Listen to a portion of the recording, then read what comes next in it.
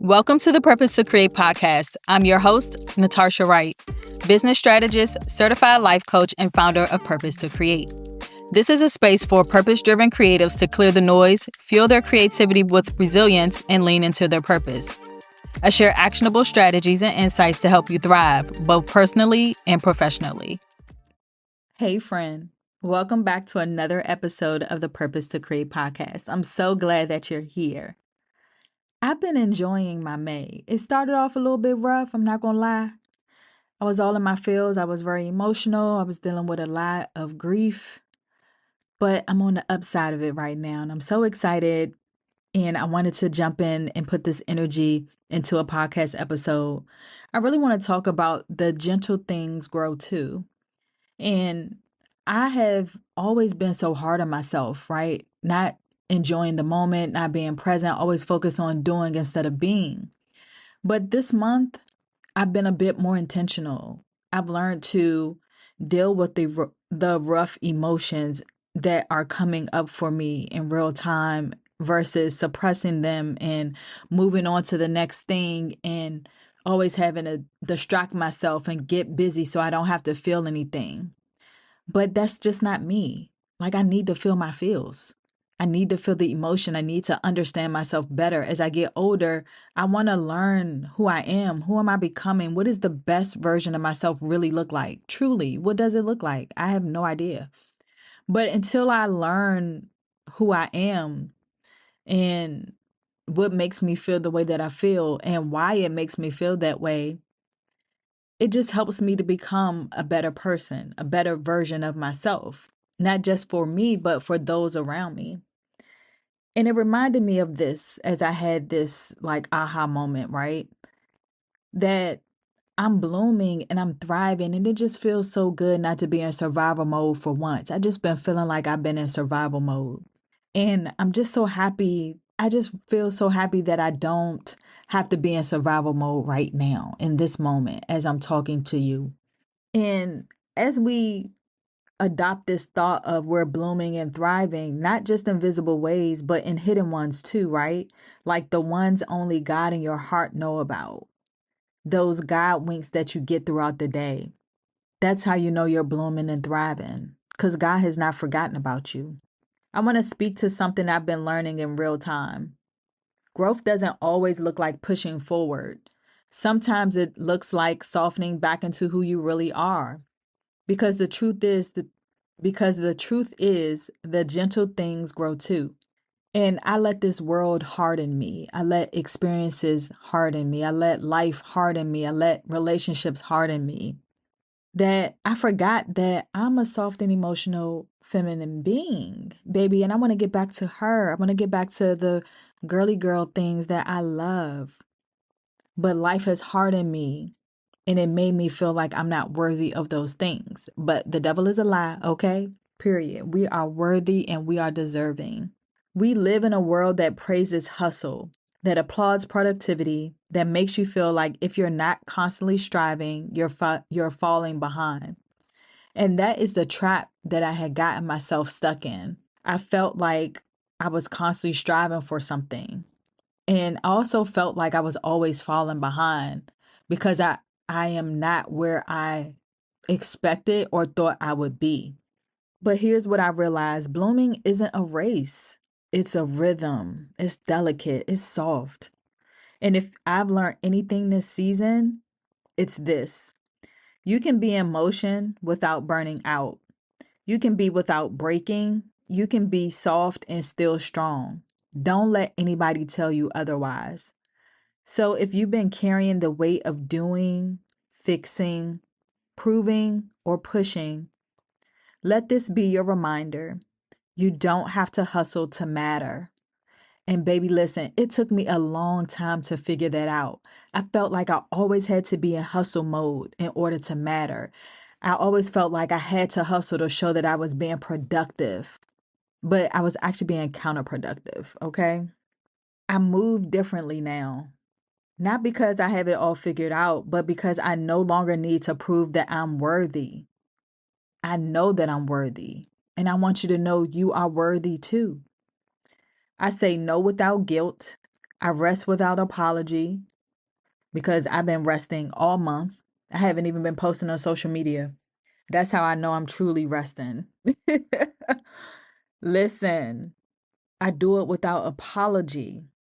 I speak up even when my voice shakes, even when I feel like my voice does not matter. And I listen for God's whispers in the quiet, not the chaos. But in order to hear God's whisper, you got to be still. And I'm still learning how to be still. I'm still practicing it. It is a daily choice that I have to make. And I have been starting out with carving out 5 minutes, 10 minutes. Each week I add on, a 5 minute increment to practice being still because my mind wanders. But one of the things that I had, a therapist that I was working with maybe a couple years ago, and he was telling me, when you try to sit down and be still, yeah, your mind is going to be wandering. Let it wander like wild horses, right? Because the reality of it is, even wild horses get tired. And all of that in your mind is going to get tired of wandering around, and just being all wild and free is going to quiet down. And I sit down long enough till my wild horses calm down. And then I can truly focus on a thing and learn how to be still and learn how to wrangle my thoughts. And so ever since he had told me that, I just learned to not be afraid of my mind going in a million places when I try to sit down and be still, and when I try to sit down and meditate. It takes practice, but I'm learning not to be afraid of my thoughts wandering when I sit down, or when I put my phone down. I want to grab it and pick it up. I want to see I didn't miss nothing, but I feel like it, right? And so I pick it up and I'm like, oh, ain't nothing happened. And then my mind go wandering. But when I learn how to just sit there, let my mind do what it's do, let my mind do what it's going to do, and then I come back to myself, I just find that that's when I really hear God's whispers in the quiet. I can't hear them when my wild horses are running free. But if I tame them by sitting still and bringing my mind back, that's when I'm really able to hear him whisper.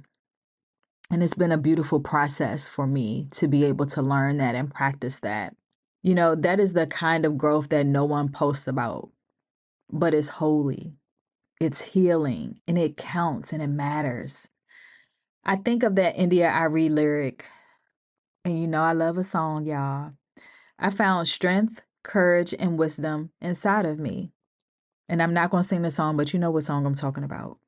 That's what this season has felt like. It's not loud, it's not rushed, but quietly reclaiming the parts of me I almost forgot. That's the kind of strength that does not need to shout. It just stands on its own, baby, and it's powerful. There's a part of you that may have learned to survive by being tough, by being the fixer, by being the doer, by being the achiever, the one who always holds it together, not just for herself, but for everybody else. But can I tell you something? You don't have to be hard to be safe.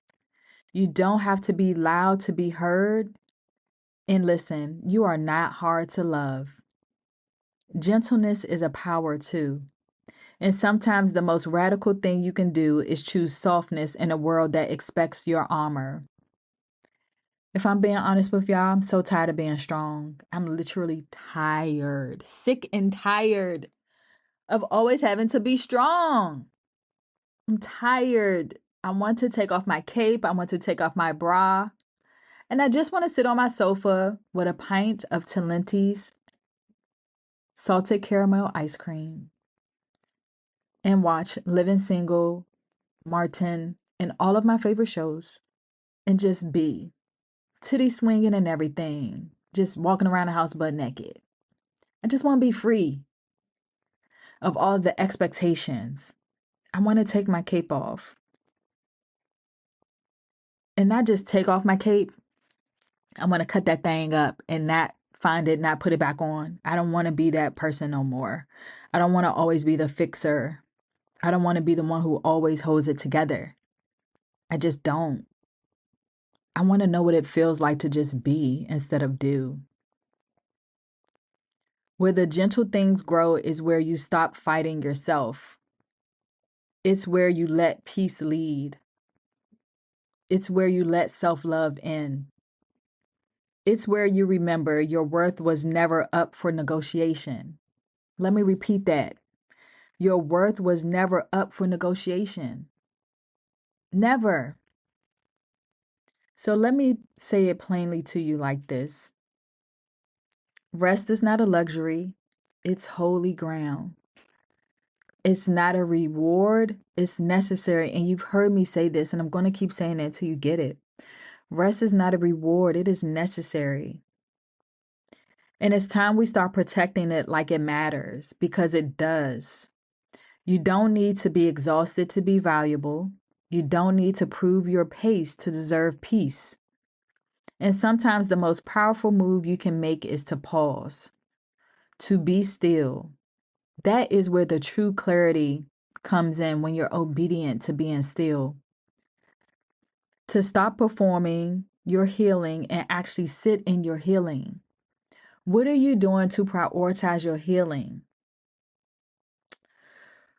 Ooh, my God. What are you doing? I'm going to make this personal. What am I doing to prioritize my healing? And I will say personally, what I'm doing to prioritize my healing is not giving a shit about what nobody else think about what I'm doing, how I'm doing it. Not giving a shit about going at my pace and running my race, and not worrying about making sure that other people are fine in order for me to be fine. No. If I am not good, if I'm not fine, my whole ecosystem is not good. And the same for you. If you are not pouring into yourself and you're not doing well, your orbit, your ecosystem does not function without you. So we need you to be at 100 for yourself, if not for the community of people you have. I want you to practice this summer to stop performing your healing and actually sit in it. No more pretending. It's time to do the work. So here's your purposeful pause. And let me say this. There is something about Luke 1 verse 45, and you have to go read the whole chapter, but this is what stood out to me when I was doing my devotional this week. I wanted to share it, and I was trying to figure out the best way to share it, but I think during a purposeful pause will be good. So it simply says this: Blessed is she who has believed that the Lord will fulfill his promises to her. And God has been dealing with me about my faith lately and being discouraged about me not being where I thought I would be at this time in my life. And he brought me back to the scripture, and he reminded me, don't let your faith waver. Don't let it waver, because God is going to fulfill his promises to you. Before you ever bloom, you must believe. And Mary was a good example of this, right? Mary's blessing wasn't in the outcome. It was in her belief. Her faith unlocked fulfillment. In the soil of belief, promises take root. And I had to ask myself, where am I blocking my faith? Why am I blocking my faith? Right? It's one of those things where I'm like, I know better. I know better, because God has not failed me yet. And that's why I feel like Holy Spirit keep bringing me back to blooming in the process of plants and planting seed and taking root. And he's just been really heavy with me on that, just saying, baby, it's going to be all right. So let me give you the picture he gave me, because I'm a visual person. I feel like God speaks to me through just visual things and helping me to break them down so it's practical so you can understand. And this example was given to me several years ago, and I just was like, wow. I heard it in a sermon and I kind of forgot about it until I started back working on this podcast episode, and boom, just like that, God had given it back to me. So here is the picture. I want you to close your eyes and just kind of take this in. Did you know bamboo takes years to show any growth above ground? For the first few years, nothing breaks the surface. Does that sound relatable? But underground, it's building one of the deepest root systems of any plant. And when it's ready, it shoots up feet in just days.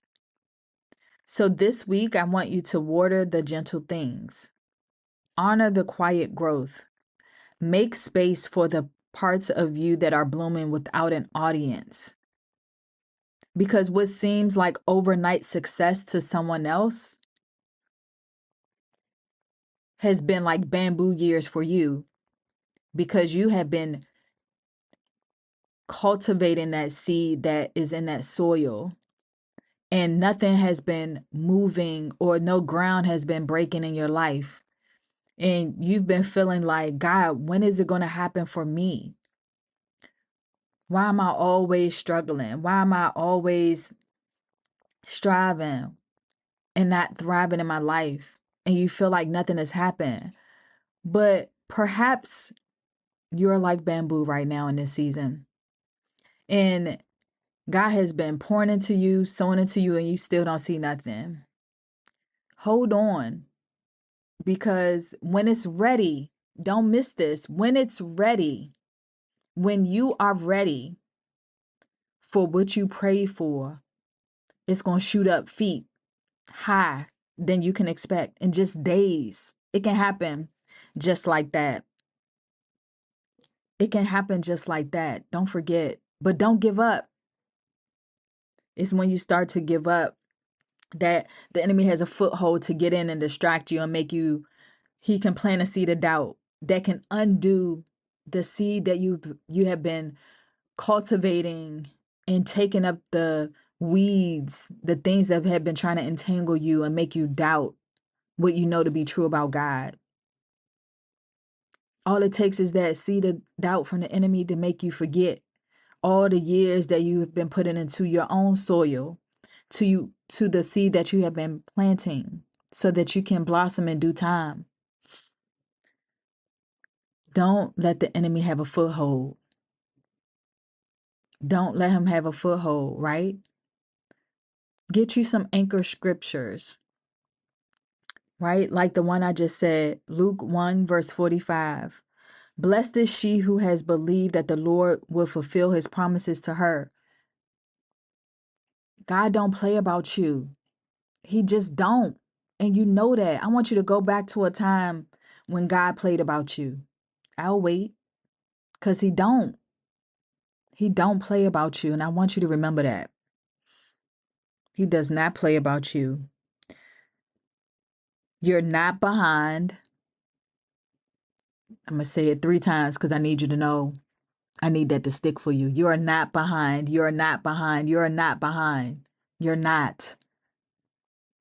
Stop telling yourself that story. You're not behind. You are exactly where God needs you to be right now for the moment that you're in. You're not broken. You're not too much. You're not too late. You are sacred ground, and everything beautiful in you is still growing. And this is where you have to tell the truth about where you are in your process and where you are. And you've heard me say this, I'm going to say it again. Would you be ready for what you pray for right now?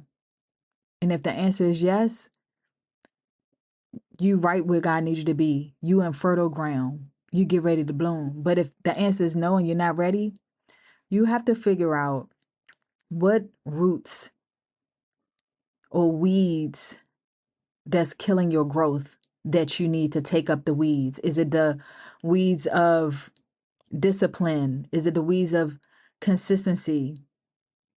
Is it the weeds of doubt? Is it the weeds of negative self-talk? What weeds do you need to pull up, right? Is it that lack of consistency, that lack of discipline, like I mentioned before? What is it that's stopping you from getting to where you need to be? What is that inner work you need to do that you're afraid of doing, that you keep putting off? It's time to get to work, baby. It's time to bloom. And if no one says this to you and has not said it to you lately, I really hope you take a moment to recognize how far you've come in the way you move, in the way that you prioritize yourself, in the boundaries you're learning to set, and how you show up when it's hard and still choose to stay soft. If this bloom talk has resonated with you, I just want you to remember that you are enough. Take your time. Book the staycation. Go do something you enjoy.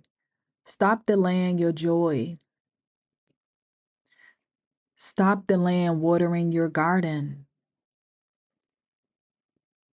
You want to bloom in the season that is time to bloom. So I want you to take your time. Stay soft. Don't let this world harden you. You are sustained by what's within you. The presence of God isn't a feeling, it's a promise. He promised to be with you, never to leave you nor forsake you. Even when things look uncertain, God in you is your assurance. Ooh, my God.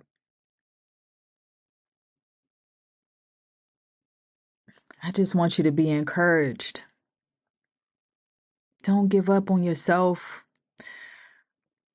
Don't give up on the life God has promised you.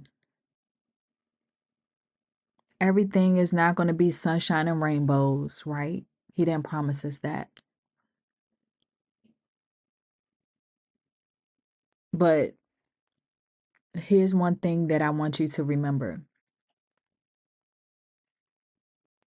If you don't take nothing else away from this, stand on God's word.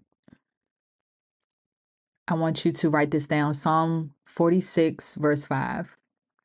God is within her. She will not fall. God will help her at break of day. And baby, you at the break of your day.